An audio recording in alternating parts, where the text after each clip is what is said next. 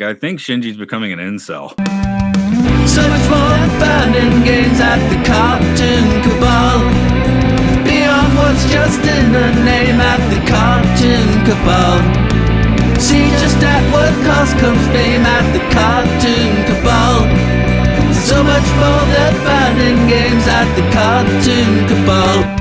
Hello, welcome to the Cartoon Cabal, where we have come to the end of Evangelion after doing 25 episodes. We'll explain that in a bit. This is Matt here. It's the Paranoid American over there. How is it? Confusing.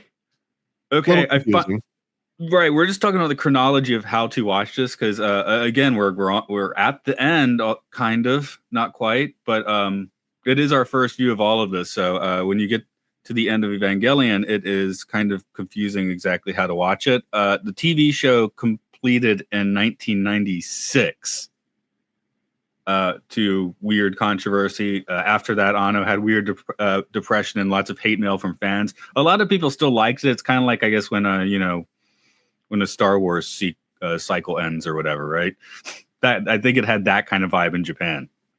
And I was a little confused too, so maybe we can just describe this to me on the air. But yes, that's to watch this movie, Neon Genesis Evangelion, the End of Evangelion. We were told to watch that before episode 25.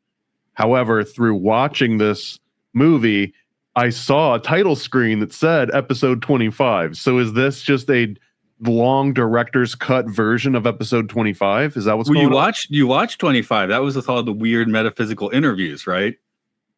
So that was a completely different episode. Or 26, before we watched 26. Okay, so here's what happened. But in the movie, it has a title card that says 25 on it.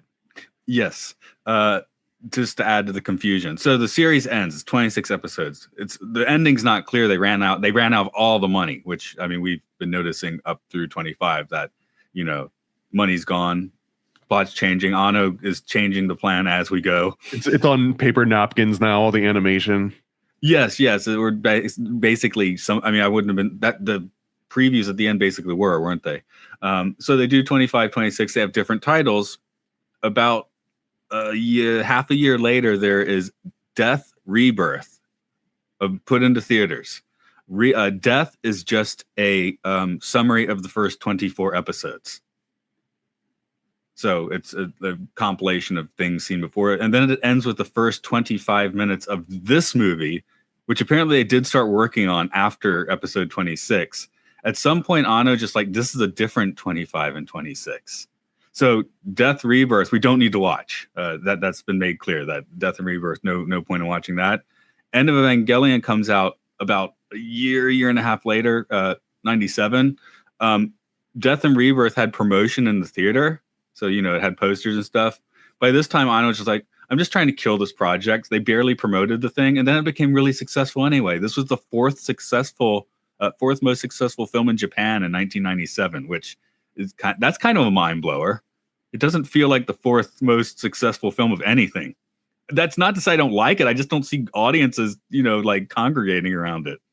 So why do we have to watch episode 26 after the movie? Okay, that was just a suggestion from some of my other podcasting buddies who have seen the series before, who, probably own a few Ava models in their house, that sort of thing. And they just were like, hey, they said do it this way, because what we're watching now is the complementary ending, I guess, is what they call it. The 25 and 26 of the series is that weird psychological, introspective thing. I think the whole thing takes place in instrumentality or whatever.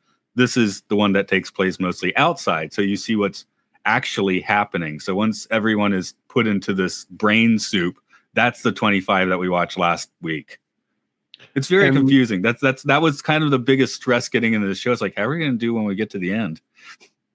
And I don't know if this is universal or even applicable in Japan, but at least in the States, whenever you have a cartoon or a TV show that gets turned into a movie, usually cartoon, there's this concept that, well, when it gets to the movies, they're going to do something edgier than they would do on cartoon, right? Like they're going to do something a little bit over the top. And this one kind of starts with that. One. not only scene one within like within the first 3 minutes, but overall, there's way more blood and violence and sex and degenerate behavior in this one movie than the entire series. And I get that because the TV show was airing while people were having dinner, essentially. But I didn't get the feeling in the first 10 episodes of Eva that it was ever going to go like full sort of heavy metal Akira at the end. Well, here we are. Yeah. Yeah, here we are. I mean, Ray just runs around naked through the whole thing, and this is, I know the excuse in Japan, and it's not a good one. It's like Ray is a clone. She starts falling apart. She's amorphous, right? So she's not a person. She's not a 14-year-old girl. So it's okay to do that in Japanese mindset. I still don't feel like a perv, right? Seeing it, but it's kind of like video games. Like you can, when there's like the 10-year, it looks like the 10-year-old girl, but she's like but she's 1,000-year-old elf, so I can like be attracted to her. Which I'm like, nah, that doesn't check out for me, at least. Japan's a wild place. It's not. There's certain things that would not basically acclimate the same way in other forms of Western culture, for sure. I mean, this movie is basically, the dead center of otaku culture, with Anno also kind of like I think he's trying to make the otaku feel bad in this. He is an otaku guy. That means, just like geek in Japan. Otaku's the crazy geek guy. So he's self-loathing in this, just as Shinji's very self-loathing. If we didn't like Shinji from the start, hey, this movie makes him even worse. I would say it's maybe the coolest thing Shinji's ever done. Not in a good way. I'm not saying this in a congratulatory way by any means. I'm just saying that out of all the things he's done, this is the first time that he did something risky and bold on his own accord that he can't blame an angel for. Yeah, he finally takes agency, and it turns out he's kind of a horrible kid. Yeah. Well, he's just a Japanese otaku kid, I guess. It's just kind of okay, kind of the thing, yeah. So if there's an explanation for Rey, it's a clone, it's a 10,000-year-old vampire, whatever the explanation is. All right, what about Asuka? Well, she doesn't quite get they do get pretty smutty with Asuka, but they don't just have her running around, with nipples for half the movie. Just within the first 3 minutes. Just within the first 3 minutes. Okay, yeah, that's a good thing. Of course, nobody feels good about watching that scene. I was looking, doing the research. It's like, this scene is often listed as one of the most unpleasant scenes in Japanese anime. In my own, I guess, innocence, the first time I watched it, I didn't realize what had happened. I made a note of like, they have to know what that looked like, right? And then like a few minutes went by, and then someone said something to Shinji, or he said something that like, oh my God, I've done the horrible thing. And I was like, wait, are they implying that he actually did what it looked like he did? And that's when I had to go back and rewatch it. And I went online, and sure enough, and I guess in my innocence, I did not think that that's how they were going to open this movie up in the first 3 minutes. Yeah, my plan, I started watching this a week ago. It's like, I'll watch it twice, right? And I guess I kind of did. What ended up happening is I watched it like really slowly, and then ended up rewatching a bunch of it as I went. So technically I watched it once, but I did an awful lot of like, wait a minute, what? Huh? Which I guess that's a good way to go about this one. We did Perfect Blue a while ago. That was a OVA, that the straight to the video store like anime. This was going to be that for a while, and then apparently the TV show had made a cultural impact in Japan. So like fashion companies just started throwing money at the corporation. So whereas those last 5 episodes were like made on a shoestring budget, this one is made on like for an anime like a mega budget. You can see it. You can absolutely see the difference. There's so much more like in between frames that give things more fluid. There's more detail. There's more like mech stuff going on. I'm just thinking too, though, it opens up, and for example, this one actually says Sega. They don't have to hide and say it's like a fake Sega anymore. So they're sponsored by Sega. You said they're sponsored by fashion companies.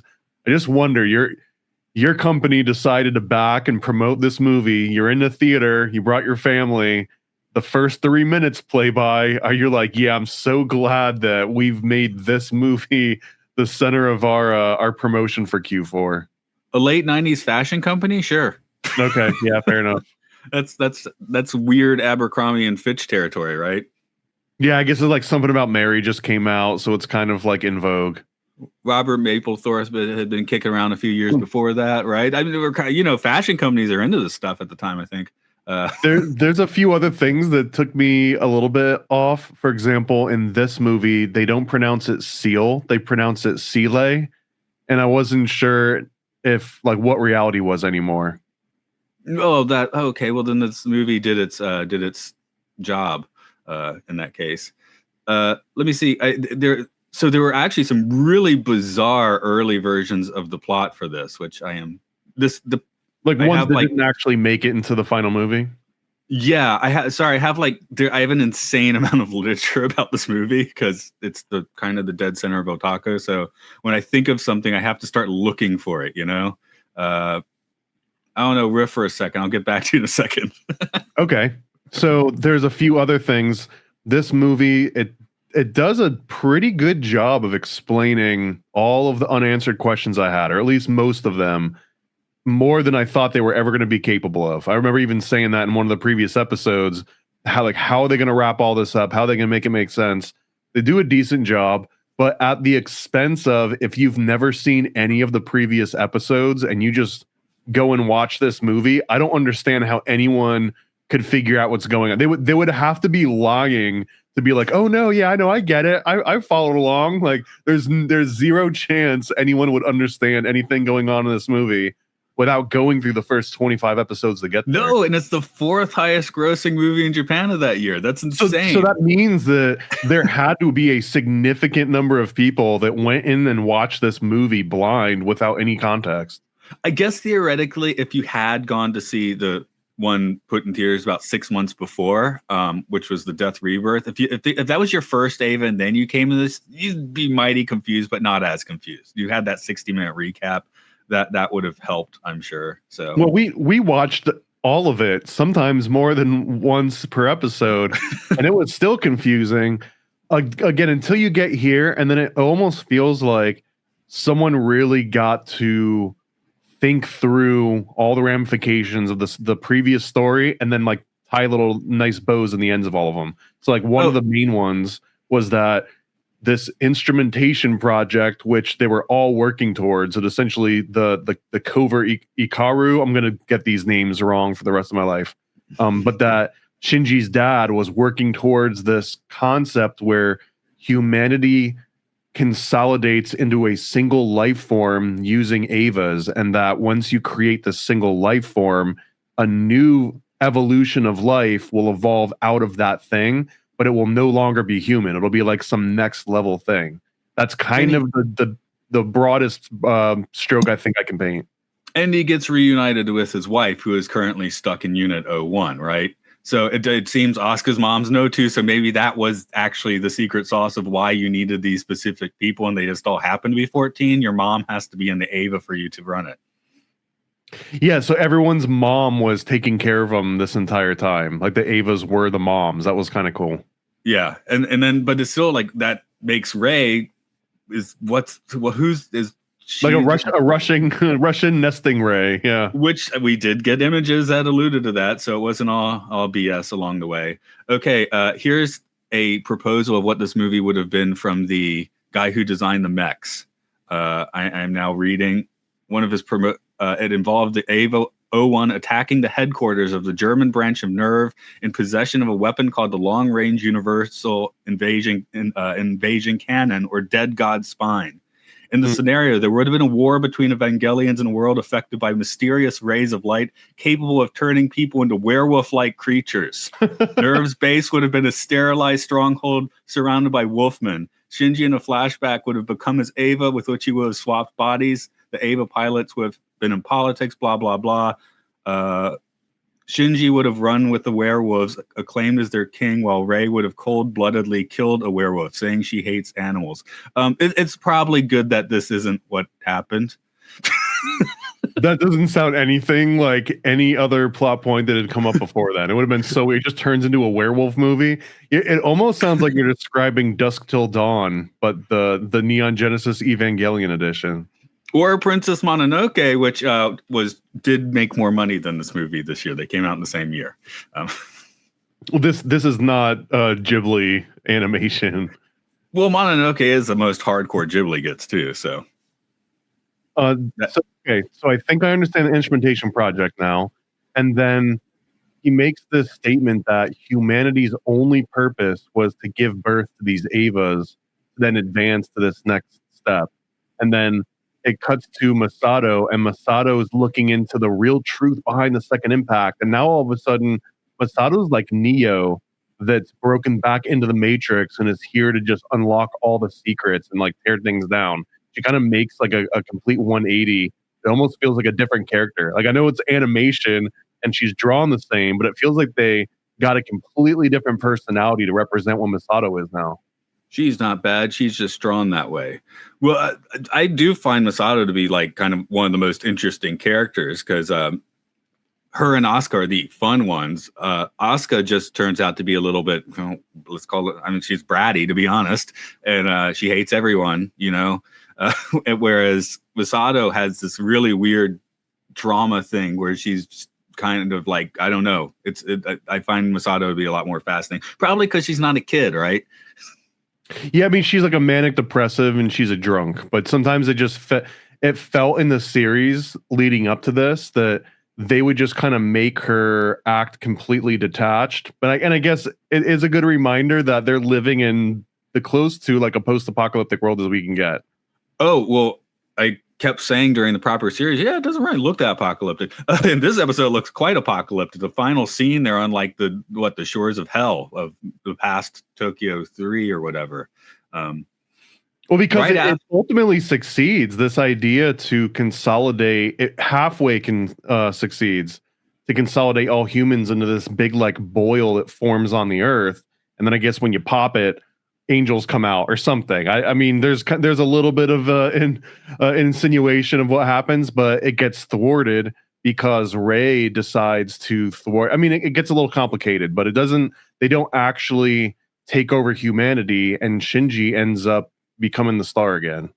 Gendo gets what he wants. He thinks that he's being betrayed, but in the end, he actually gets exactly what he wants, right? So he doesn't get a comeuppance. He gets reunited with his wife in the weird boil zone, right? Where minds are fused. There is an insinuation that Asuka and Shinji are the only people that opted out of the collective consciousness. So they're the only humans now. Well, I felt like that they represented people that didn't get sucked into the collective consciousness, and there would be way more than just them. But yeah, maybe they're the only ones. I kind of agree. That's what I said. That's why I came away with that there wouldn't be the only people. Other people have opted out as well. But I'm just noting that commentators have noted that it's kind of an Adam and Eve vibe at the end, which is definitely weird because why don't we can jump around this thing. We don't have to talk about those 2 episodes, but yeah, he strangles her until he doesn't, which is and that's one of the, I mean, God, you could write a Freudian book about that scene, you know? There's a lot of weird like flashback kind of, you're wondering if you're seeing reality yet. So then you get one with Asuka, and Asuka just keeps saying, like, I don't want to die over and over and over again. And then there's this nerve arc that gets struck by this big, like, cross of energy. And then Asuka throws the ship, like, directly into, like, her Eva. She throws a nerve ship into a bridge, and it explodes. This is right after Masato shoots 3 people to death and then saves Shinji, but then she gets shot on the way out. So this is the most action that you'll see in this entire series in like a very small amount of time. Oh yeah, the mech battle with Asuka is like, it's like, hey, let's throw money at it for once, you know. So that's what we get. I gotta say, too, it's just in retrospect, Unit 1 probably looks the coolest, but I think it would have suited Asuka better. Like Asuka should have had Unit 1, and I think aesthetically it would have matched her better than it matches Shinji. What? She's a redhead. She's got a red suit. I know. It just doesn't. Yeah, I guess. But maybe it's like a Metroid thing. I don't know. Red is her color. Yeah. It probably is a Metroid thing. And we're not going to talk. Maybe we will, but I doubt we're going to talk much about that sequence of the episode, which is the most like fun and entertaining. Although, again, you've had the first scene to just leave that weird taste in your mouth. There's not a lot of dissect. Because we're just going to do it injustice by trying to describe how great the visuals are. Like, just listen. Yeah. I guess the one thing that really was interesting in that was how they're like, oh my God, we're used to fighting angels. Now we have to fight actual humans and we don't really know how to do this. I don't know. It seemed a little easier. It seemed a lot easier to take out humans than it did to take out angels. Because every angel was almost like the puzzle of the week. Like, oh, you have to figure out how to solve it. This one's too far away. This one is inside a volcano. This one is an invisible. And this one is just like, how do you kill humans? You pick up the ship and you throw it into a bridge and they're dead. That's not that hard. But that's at that point, Seal is basically already 99% completely destroyed nerve. You know, most of the staff is now dead on the floor. So they did not really repel the attack well, despite Asuka throwing a ship at through whatever. And then also, I just have this.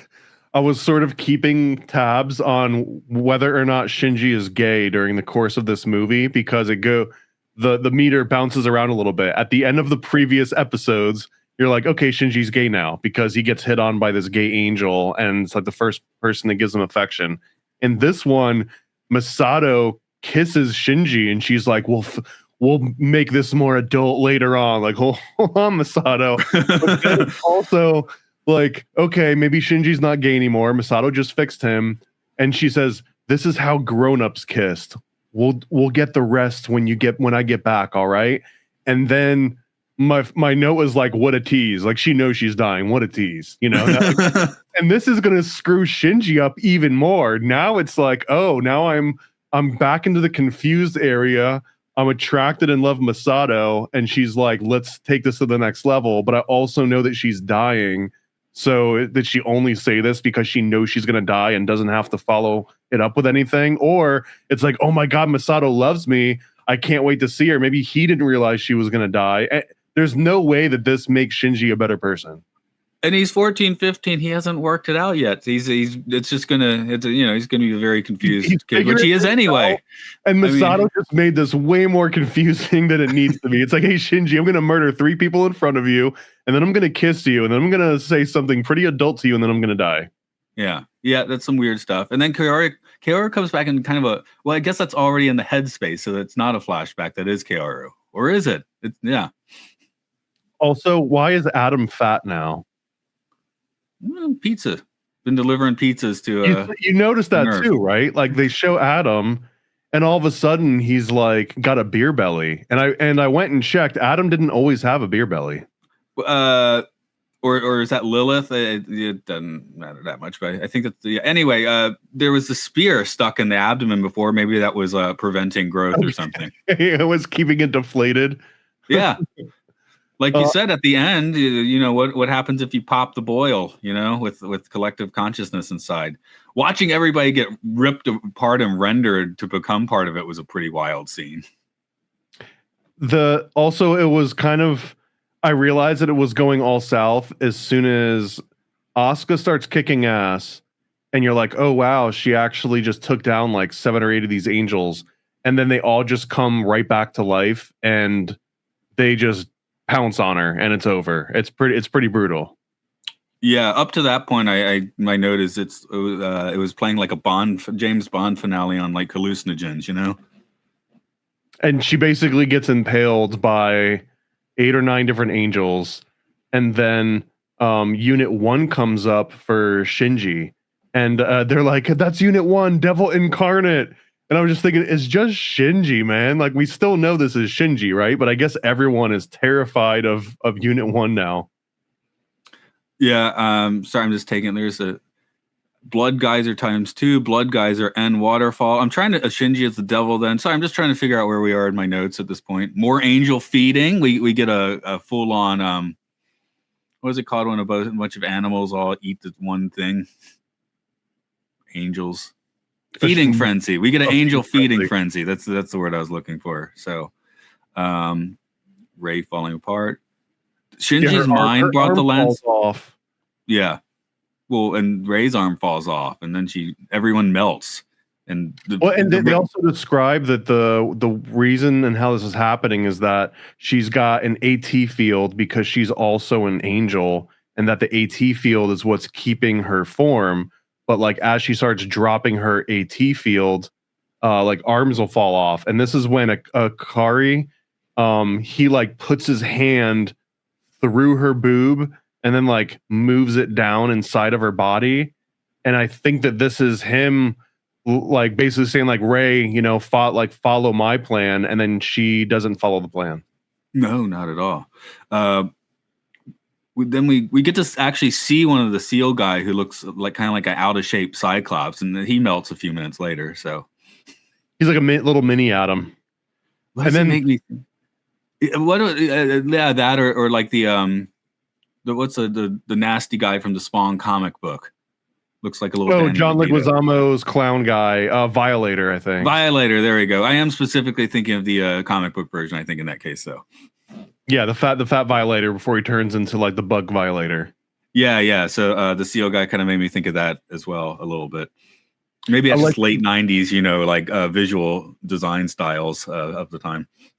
There's a scene here where Shinji sucks the lance of Longinus back from outer space with his mind again with his mind, which is okay. Maybe that's the coolest thing that he's ever done. The second one was something horrible that he feels horrible about, and he should, and she knew. And then everything blows up. I did note because I showed Japan. I was like, oh, there goes my house. Kind of, because as we have time in the weird, what do we just instrumentality land? What is, you know, a good 10 or 20 minutes of this takes place in instrumentality land, I guess. In the egg, I guess, like it's happening inside this egg of humanity, which is they keep referring to humanity as the 18th angel, that like all of humanity collective into this Lilith egg becomes a new singular angel. But then it seems they're still having like some individual experiences, which we saw in episode 25. This one does make it more oblique and a little bit more like difficult to tell what's happening, right? A little bit, although I mean this is a fairly popular trope now. It's basically like the hive mind thing. And I don't know, I probably haven't seen any of it yet, but the Pluribus show, which has Rhea Seehorn, which got popular from Breaking Bad, and I've seen the first episode. I saw the first episode, and I didn't dislike it. I just didn't watch the second. That's all. After you get far enough into it, though, it's basically the same premise, just executed in a slightly different way. But it's that this next evolution of humanity is a evolved form, but it also requires everyone to join this hive mind. And once everyone's part of this hive mind, then all of humanity becomes a superorganism, and then that superorganism can somehow evolve to this next state of being. Although that way it doesn't plan all the way out in Pluribus, hence they still have a TV show going, so it's not fully resolved. And the same thing in this one, but it doesn't get resolved because it kind of gets foiled since the combination of Shinji and Rei are still on the side of humanity more so than on the side of evolving to this new super angel. But Gendo still gets what he wants, I think. Yeah, my notes in this segment is I guess we're going French New Wave or Kubrick or something. And I did see a lot of Kubrick references when I was doing my research for this one. Pretty sure Masato does it, which we get a very lurid scene with that. Although a lot of the still shots in this where there's dialogue, apparently the reason for that is he wanted them to do their lines like a live action movie, and just because of the animation constraints of the time. Now you can do that. You put three people in a room, you know, get it in CG, but at the time it was very difficult to sync all that up. So he's like, oh, I'll show a shot. You guys just talk and we don't need to animate your lips moving or anything. It didn't bug me. There's so many other cool visuals on here. It's easy to let some of those go. And then But the point was for audio, so what you're hearing is this very natural sounding conversation in bad teenage poetry again. The end of the show is definitely into bad teenage poetry. Although that is also forgivable because, and I don't say this lightly, we've watched so much animation over the last couple of years and just throughout lifetimes. This scene where Rey leaves Akari and enters Fat Adam is probably one of the coolest animation sequences I've ever seen. I like it so much. It is so over the top that even if you don't know anything about this movie, you just want to see some weird, cool Japanese anime stuff. That entire scene with Rei like turning into Adam, and everything that follows after that is just like a masterclass in surreal anime. Now there's a gender bender of an astral kaiju, and there's my note for that bit. I had a note too, right? Soon after that, it's like, okay, Shinji's gay again, or at least as you instructed me, boy love gay. Or once he's on the train and stuck with Rei and Asuka, I'm like, I think Shinji's becoming an incel. He's going to be angry at these ladies and his I mean, he needs, Kiara was the only person that was nice to him. I mean, and Masato, but like in a kind of a manipulative, brain blaster way. I guess Kiara also kind of messed up Shinji's head, but at least Kiara is an angel, so he has an excuse. And then there's this, like, basically the final scene where the Eva reconstructs itself that Rei goes into as like this big tree of life. And my first note was like, they do get it. Like regardless of what you think about how much they actually get into Kabbalah and like all sorts of esotericism within the show, at the end, they do make good on it. They make good on understanding how it represents these emanations of like how a inanimate and intangible thing becomes a physical object in the material world and 3 or 4 dimensions. And they actually show that recreating itself with these different angels showing up as a different node on this tree of life. So I thought that was pretty cool. And then also it immediately goes into like this blueprint of life and talking about how it's the blueprint of reality, which is, I think, that's the most oversimplified way that you can describe it and still be on the money. So it took a little bit of, and again, this is easy to retrofit. It's like, people were sort of criticizing us for just throwing a whole bunch of esoteric symbols in here and not making good on it. So they make good on it in this ending sequence. Yeah. What else was I thinking about? I do wonder if Waking Life was kind of somewhat. Have you seen the movie Waking Life? I've tried. Like, it's a movie that like I want to like more than I do like, if that makes sense. Okay, for some reason I've been able to groove with that movie. Weirdly, I've never been able to get through A Scanner Darkly, which theoretically is a better film. But opposite for me, man. I can get it through the scan because they both use that exact same. That's why I'm bringing it up, the weird rotoscoping thing. Anyway, I was trying to figure out like kind of what space this was taking place in, and I was similarly thinking Waking Life and how the scenes just kind of drift into each other, dreamlike on purpose. As everyone is being broken down and turned into this primordial soup, they mentioned going through the chamber of Guff as an inside, where we're inside the chamber where all the original Adam, outside where all our individual selves.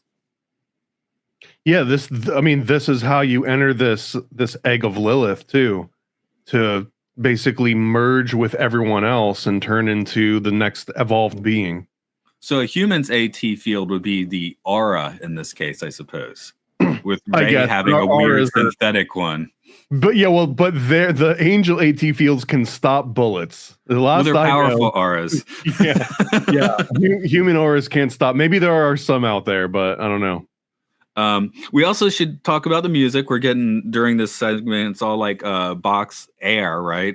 Air on a G string. That always sounds a little dirty, but that's why the episode's called Air. Although, why is it called an episode? It's a movie. Again, that's all confusing. And then it switches for the final sequence in the kind of in between world, inside the chamber of Guff. We start getting like a real poppy song. I forgot what the song was, but it made me think of well, you didn't watch The Prisoner, but the end of The Prisoner has this really bizarre sequence where they use the Beatles' All You Need Is Love, which is quite a catch in 1967. But this thing, like this weird surrealist trip, is going to end with like this poppy song, Well, okay, so this movie explained a lot of questions. It tied up a lot of loose ends for me, but I'm not really sure how the movie ends. Like, is it happily ever after?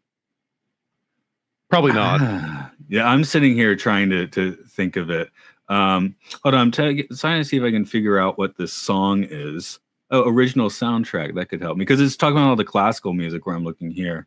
Opening, expansion, block. And I think we hear Ode to Joy in this movie again too. A little bit of that, or it was in the last episode. I think no, that was with Kaori because he whistles it, and then when he has the battle with Kaori, they play it. Was it here too? Let's go with yes. Okay. I actually can't figure out what that Poppy song was at the end. Huh. It wasn't on the soundtrack, it seems. Yeah, no luck on that. Okay. Anyway, it's like there's so much material here. It's kind of hard to find, but that was a weird take just with the music choice. I liked it. I mean, we end every episode with like some version of Fly Me to the Moon, so it tracks, right? It's not like a new thing.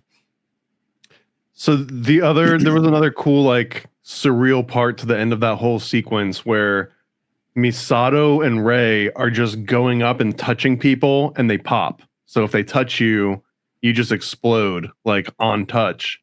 So is this like some super angel frequency power that they've had all along and they knew they had that power? Or are these new evolved versions of Rei and slash Misato? I have like Misato slash Rei because it like can transform into different people. But this is already inside the collective consciousness, right? So it's just like weird dream logic. So now when I touch you're going to explode. Maybe they reconstitute 5 minutes later, you know? Well, is this collective conscious or is this just Shinji's mind? Are we back to because that was in the previous episode that everything happening is just happening inside of Shinji's head. Would seem like his part of his, and we haven't watched 26 yet, so we'll get to that. But it seems like Shinji had been kind of sequestered in this one part of the consciousness. Like, hey, you don't want to deal with anybody? Here, this part's for you. Enjoy. That's the impression I got. So enjoy your train, and I guess that makes you wonder back to that original train episode that maybe this is just a big cycle. Like maybe all of this was also happening then. And we only got to see what Shinji was allowing himself to see. Yeah, and this is not me noticing. This is reading it. There's a flash of Rei in her schoolgirl outfit, which is the exact same flash of Rei that is in the first episode on the city street before we meet Rei. So don't even know what that means. Just an Easter egg, I guess. So now seeing the whole thing from start to end, aside from episode 26, which we'll go back and watch. Just to that one is supposed to.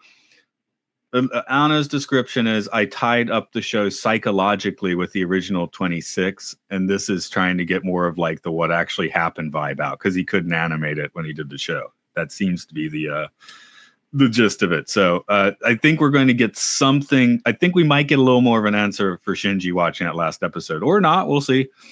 A little more closure, okay. But I guess what I was thinking is that this is one of those series that if you went back and rewatched it from the start again, after you know everything that's going to happen, you'd probably understand a lot more of what's being set up. Although I'm not sure. And also, I'm not sure if I'm ready to go back and rewatch the whole series just because we saw the movie. I don't know if...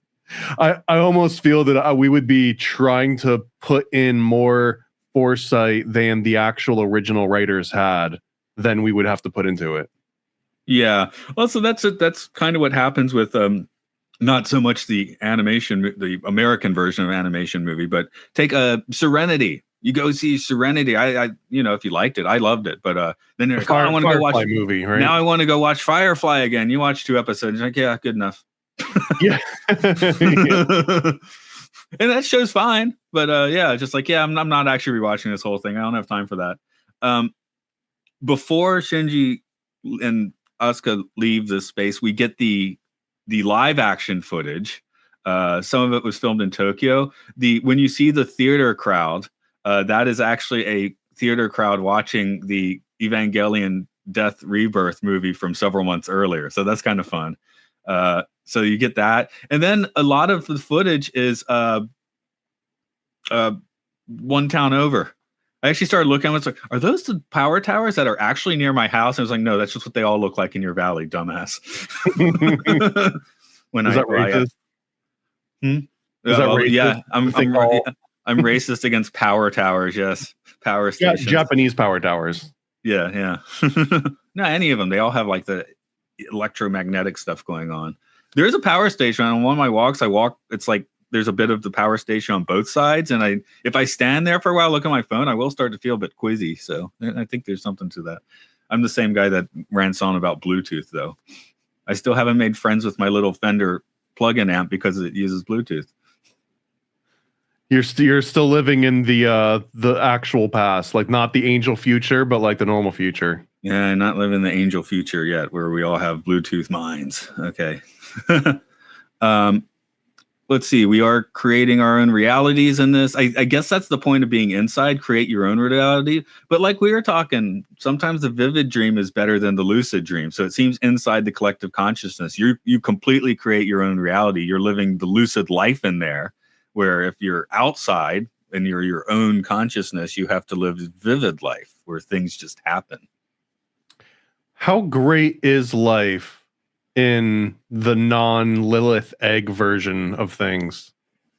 It doesn't seem like there's not a lot of upside.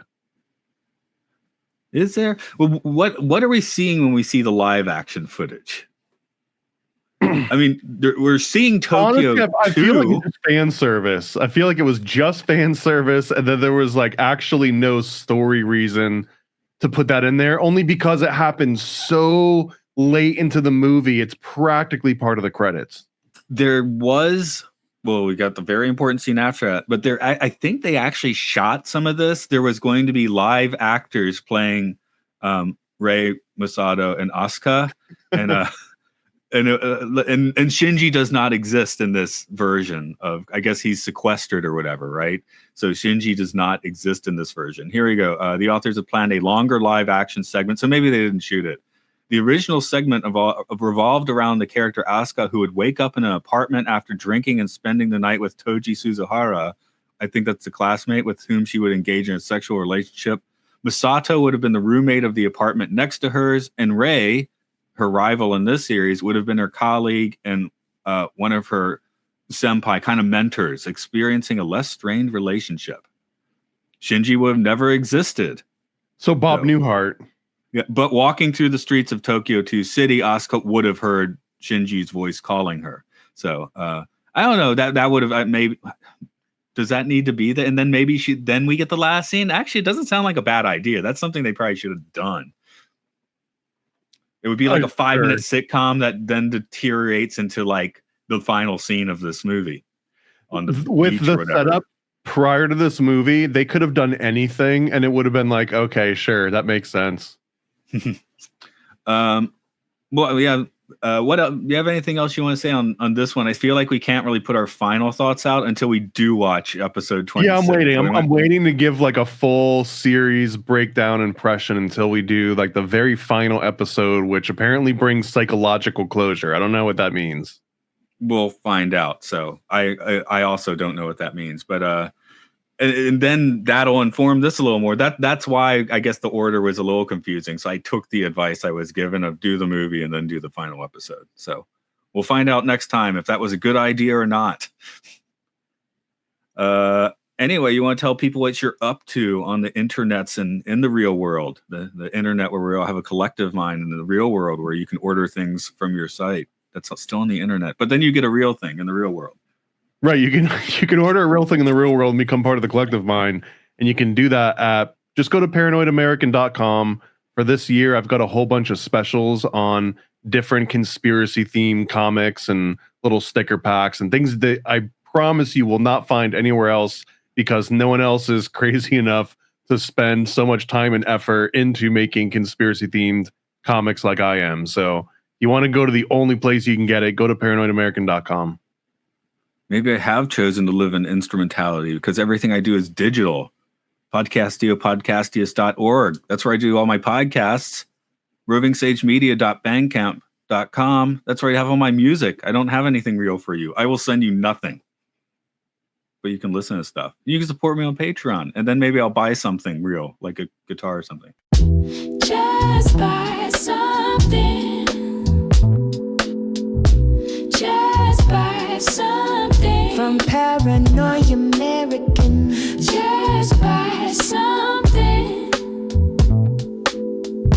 Just buy something. From Paranoid American. Get some merch, buy some art. Click that link, add to cart. Say it back, need that print. nod your head, give consent. Buy a comic, 3 or 4. Think this thought, I want more. Buy a sticker from the store. Think this thought, I want more. Just buy something.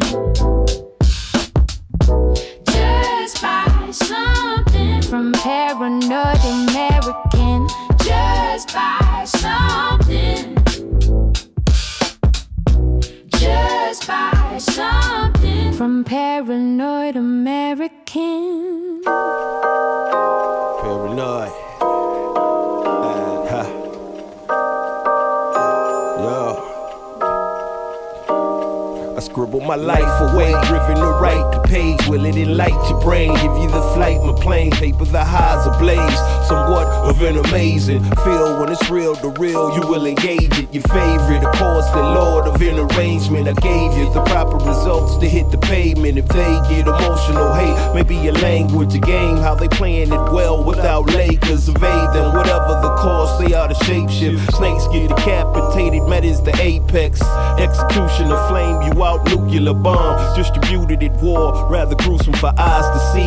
Max them out, then I light my trees. Blow it off in the face, you're despising me for what though? Calculated and rather cutthroat. Paranoid American must be all the blunt smoke for real. Lord, give me a day away, vacate. They wait around to hate whatever they say. Man, it's not in the least bit. We get heavy rotate when the beat hits, so thank us, you're welcome. Fuck the niggas for real, you're welcome. They ain't never had a deal, you're welcome. Man, they lacking appeal, you're welcome. Yet they doing it still, you're welcome.